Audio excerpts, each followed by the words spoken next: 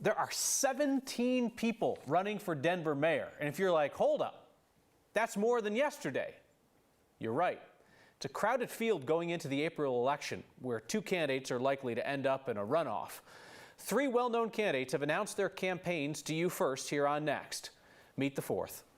Former State Senator Mike Johnston, if you are sitting there and I'm sitting here, that probably means that you are running for Denver mayor.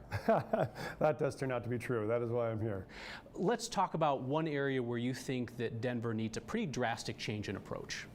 Yeah, I think one area we need a drastic change in approach is what we're doing around the issues with homelessness. I've had the chance to work over the last 3 years as the head of a foundation here, and we focus entirely on helping families and kids get access to opportunity. And one of the things we've spent a lot of time on is homelessness and housing. And we ran a pilot where we worked with the Colorado Coalition for the Homeless to be able to provide permanent supportive housing for folks to get off the streets and into housing. And 86% of those folks a year later were actually in housing and stayed there. What you do is you want to create a sense of community in small villages. So what you do is you take a half acre and you can put 40 or 60 tiny homes on a spot like that. Those are only $20,000 or so a piece.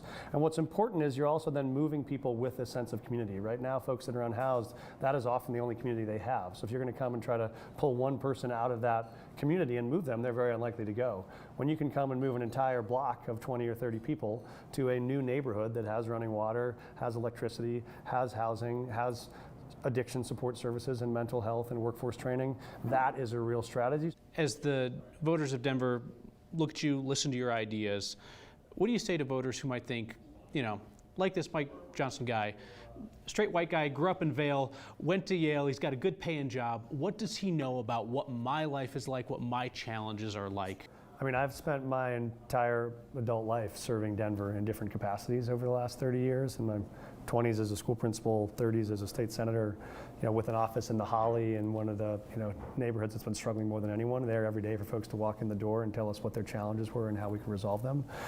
Whether it was as a principal serving communities of immigrants, they were recent immigrants from Mexico or Guatemala, or fighting for dreamers to get access to college.